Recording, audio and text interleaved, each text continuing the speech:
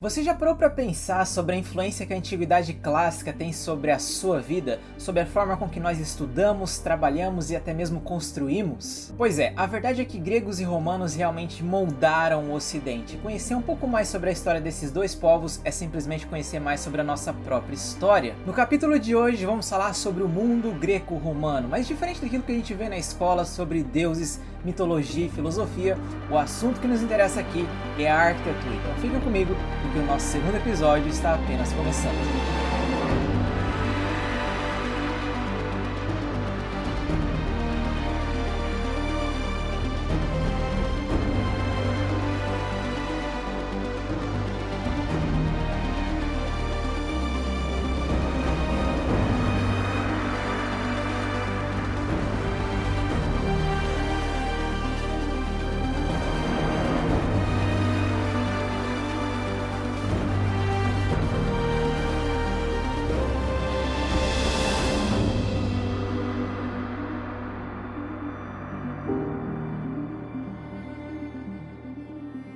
Fala galera, tudo bem com vocês? Meu nome é Bruno Perem, eu sou arquiteto e pós-graduado em História da Arquitetura e estou aqui mais uma vez para a gente fazer essa jornada pela história da arquitetura. No episódio anterior nós falamos sobre Mesopotâmia e Egito e o assunto de hoje é a arquitetura grega e romana. Mas antes da gente começar, eu só queria te pedir duas coisas muito importantes. Primeiro, se inscreva no canal, porque dessa forma você me ajuda a crescer no YouTube e não perde os próximos episódios dessa série que a gente vai lançar. Em segundo lugar, não deixe de me seguir no Instagram, porque lá eu publico muito conteúdo sobre história da arte, história da arquitetura, então não deixe de me seguir por lá também.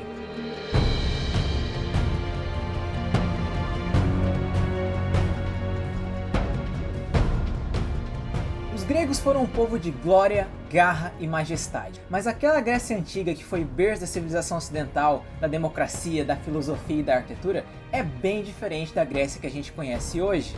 Você pode falar de gregos influenciando os esportes, né, graças à cidade de Olímpia.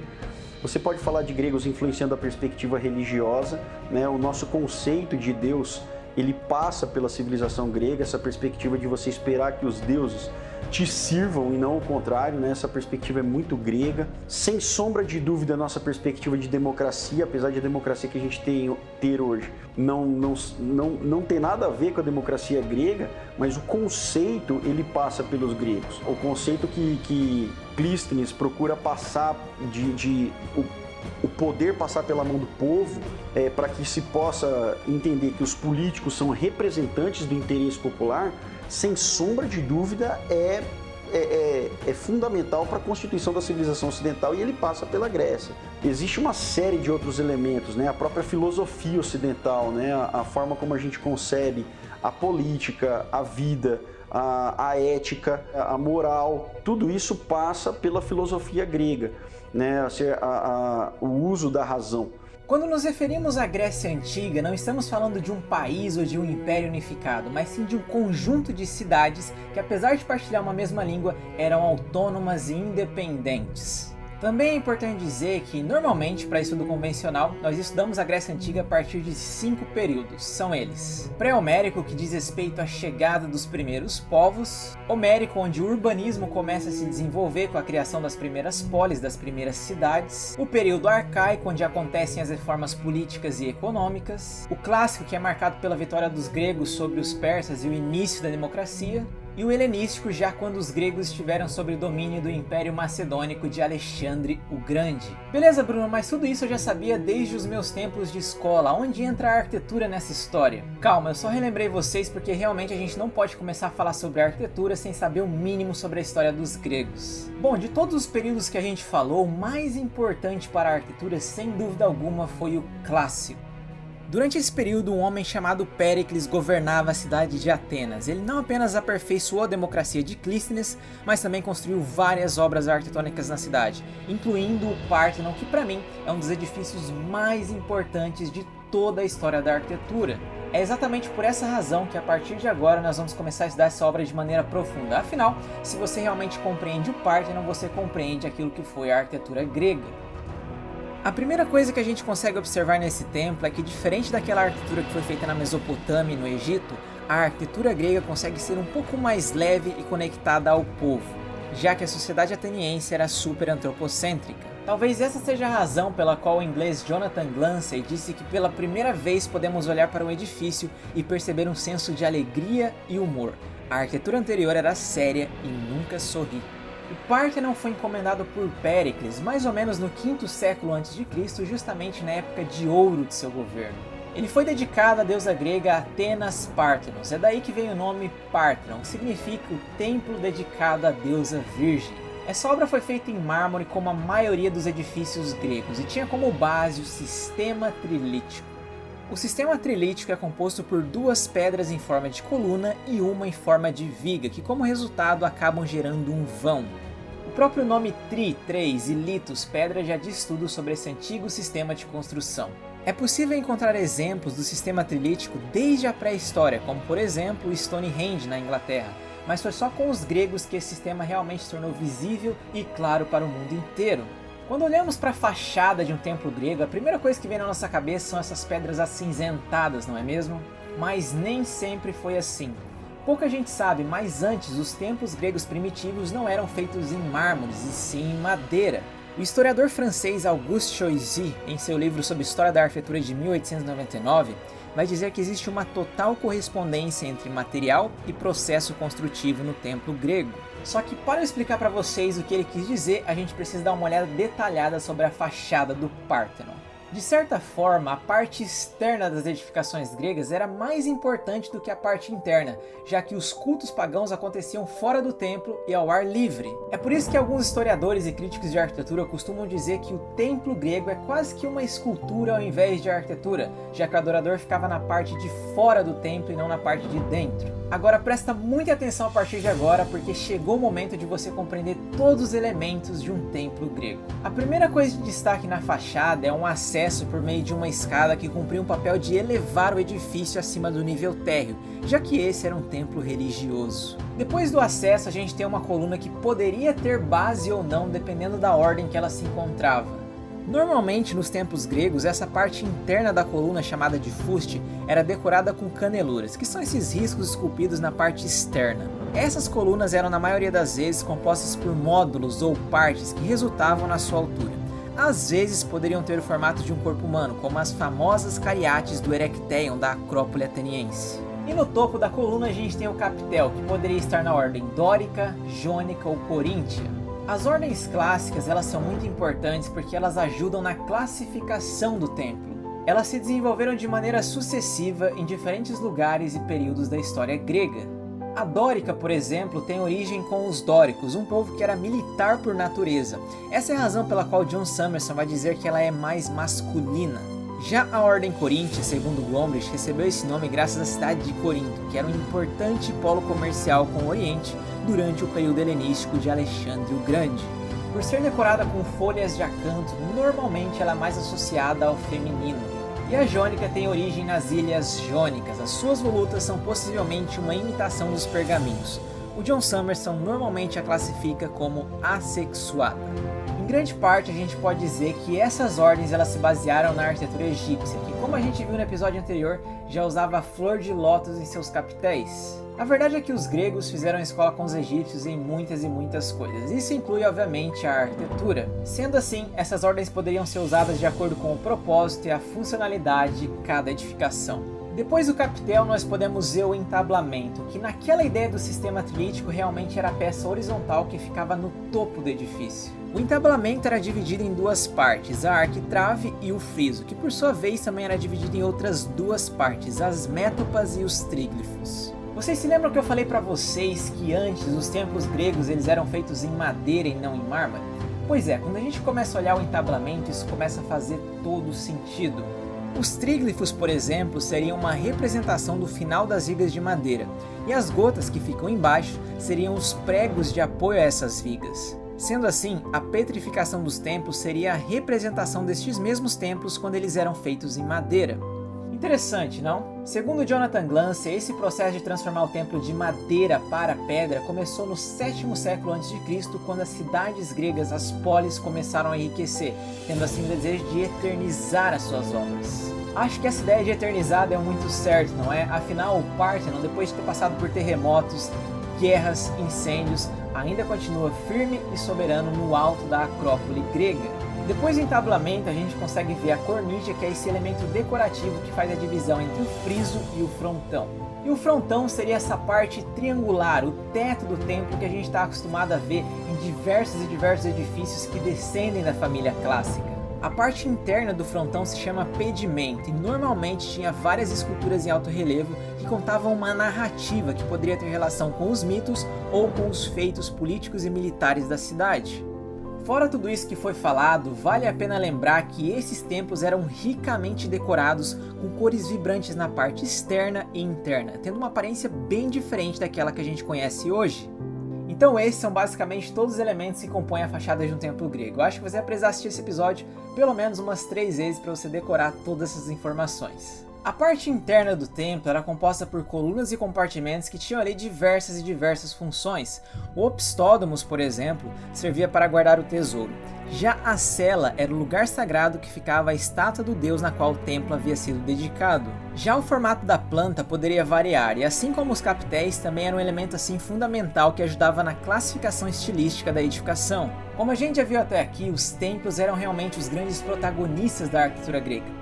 Mas vale ressaltar que as cidades também eram cheias de palácios, estádios, ginásios, residências e outras estruturas que tinham funções políticas e culturais. Um grande exemplo de outro tipo de edificação grega que é usado até os dias de hoje é o Teatro de Epidauro. Projetado por Policleto e construído por volta de 350 a 330 a.C., essa obra ao ar livre tem lugar para 13 mil pessoas em 55 fileiras de assentos de pedra que envolvem o seu entorno. O lugar possui uma acústica perfeita, fazendo com que todos os espectadores, por mais distantes que estivessem, conseguissem ouvir exatamente o que era dito no palco. Os teatros costumavam aproveitar as encostas dos terrenos que eram naturalmente inclinados. Essa é a razão na qual a maioria dos teatros gregos se encontram em regiões montanhosas. Por fim, existem diversos outros edifícios bem preservados da antiga Grécia, como o Templo de Hefestos e o Templo de Netuno, que fazia parte da Magna Grécia na Itália. Essa foi a arquitetura grega, simétrica e monumental, cheia de harmonia e matemática, quase sempre horizontal e antropocêntrica. Toda essa arquitetura teve que dar lugar a um poder que viria mudar a história do mundo, um poder que dominou o Mediterrâneo e todos os países à sua volta. Esse poder ficou conhecido na história como Império Romano.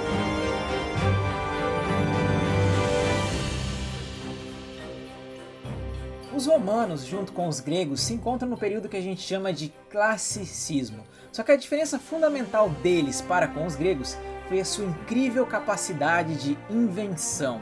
É verdade que eles fizeram escola com os gregos e etruscos, mas a diferença de um para com o outro já começa quando a gente fala de organização política. Enquanto as cidades gregas eram independentes, a mentalidade dos romanos era unificada na busca pela construção de um império. Não é à toa que por toda a sua garra, coragem e trabalho, os romanos eram os maiores e mais temidos do mundo antigo. Para atingir esse patamar, os romanos construíram estradas e pontes, que fizeram com que eles chegassem praticamente em qualquer lugar. Em 312, por exemplo, os romanos construíram a chamada Via Ápia, que era uma ligação entre a capital e a província de Campanha, que se estendia por 212 quilômetros. Esse empreendimento mostra que os romanos, por serem movidos por um ego cultural coletivo, poderiam ir a qualquer lugar, não importava qual fosse o obstáculo. Diferente dos gregos, que estavam acostumados a construir sob o sistema trilítico que a gente já viu aqui nesse episódio, os romanos aperfeiçoaram uma técnica antiga que viria a se tornar uma das maiores marcas de sua arquitetura, os arcos. Apesar de serem usados desde a Mesopotâmia, foram os romanos que abusaram dos arcos. Essas estruturas eram construídas em pedra e eram feitos em torno de uma forma de madeira até que a pedra central de encaixe fosse colocada, distribuindo assim o peso para os dois lados do arco. Por serem estruturalmente fortes e economicamente viáveis, os arcos fizeram com que os romanos pudessem criar maiores vãos e expandir assim o seu império. Também foi por meio dos arcos que os romanos começaram a construir os seus famosos aquedutos. O aqueduto é um canal que tem como objetivo conduzir a água das montanhas para as cidades. Logo depois, essa água era distribuída para o imperador, para os aristocratas e por último para o público de maneira geral. Acredite se quiser, mas por volta do segundo século depois de Cristo, quase 1 milhão de pessoas viviam em Roma com um excelente saneamento básico. Isso só foi possível graças aos aquedutos, que traziam água para a cidade e também retiravam os dejetos. Isso parece algo normal hoje em dia, a gente falar sobre saneamento básico, mas se você parar para pensar, esse saneamento, esse excelente saneamento que os romanos tiveram no seu tempo, não aconteceu nem durante a Idade Média. Como é que você construiu uma cidade, sustentava milhares de pessoas sem um reservatório de água? Era impossível. Então o legado romano, com relação a vários prédios, vários tipos de arquitetura, e o aqueduto, trouxe um conforto enorme para a cidade. As cidades cresceram e Roma ela serviu de inspiração urbanística para todas as outras cidades da Europa. Para fazer com que a água viesse das montanhas para as vilas e cidades, esses aquedutos tinham uma pequena inclinação a cada 30 metros. Alguns eram tão extensos que poderiam chegar a 90 quilômetros de extensão. Os 4 aquedutos mais famosos foram a Cloaca Máxima, o Aqua Claudia, o Anio Novus e a Ponte du Gard no sul da França. Por meio dos arcos, os romanos também criaram a chamada abóbada de berço. E o que é uma abóbada de berço? Uma abóbada de berço é simplesmente uma sequência de arcos. Essa sequência criava um teto semicircular que poderia ser usado em diversos tipos de edificação. Mas os romanos eles não estavam satisfeitos com os arcos, eles queriam mais. Foi por isso que mais ou menos no segundo século antes de Cristo, eles criaram o concreto, um material que viria mudar a história do mundo. Na verdade não foi bem uma invenção, e sim um aperfeiçoamento. Eu explico para vocês o porquê. O uso de argamassa como agente de ligação não era uma novidade no mundo antigo. Ela era feita por meio de uma combinação de cal, areia e água. No entanto, a principal contribuição dos romanos para a receita da argamassa foi a introdução da areia vulcânica italiana, também conhecida como pozzolana. Ao fazer uso da pozzolana, os romanos perceberam que ela era muito mais forte e durável. Fora isso, ela ainda poderia ser usada debaixo da água sem danos consideráveis. Esse concreto vai dar início a uma revolução na arquitetura romana, permitindo com que eles fossem muito mais criativos em seus projetos, já que o concreto ele é moldável, plástico e flexível. Agora, quando se fala em imperadores que se destacaram em projetos de arquitetura, 2 nomes precisam ser lembrados: Trajano e Adriano. Trajano é conhecido como um dos grandes imperadores de Roma. Ele ficou famoso por construir a Ponte de Alcântara na Espanha, a coluna que recebe o seu nome em Roma e que celebra suas vitórias em guerras e conquistas, e o seu fórum com mercados e edifícios públicos. Já Adriano deixou como legado a sua vila, o seu mausoléu e também o seu templo para todos os deuses no centro de Roma. Esse templo foi para os romanos aquilo que o Párthenon foi para os gregos, e ficou conhecido na história da arquitetura como Pantheon. Depois de construir as suas muralhas na Bretanha, Adriano volta para Roma com a intenção de realmente deixar o seu legado na cidade eterna. O Pantheon realmente vai ser um retrato daquilo que Roma estava fazendo em termos de construção. Ele é um edifício politeísta e monumental, tem uma fachada com características gregas e uma cúpula que, por milhares e milhares de anos, foi a maior do mundo, sendo superada apenas na Renascença por Filippo Brunelleschi. Essa cúpula só foi possível graças ao aprimoramento dos arcos e à invenção do concreto. A parte interna possui nichos que, além de cumprir uma função estética, servem para aliviar o peso da estrutura. Na parte superior existe um óculo que fica aberto, permitindo que só ilumine as estátuas que hoje são de santos, mas um dia foram de deuses pagãos. O Pantheon é um dos edifícios romanos mais bem preservados do mundo, e ainda hoje, mesmo depois de 2.000 anos de construção, ainda continua recebendo milhares e milhares de turistas a cada ano.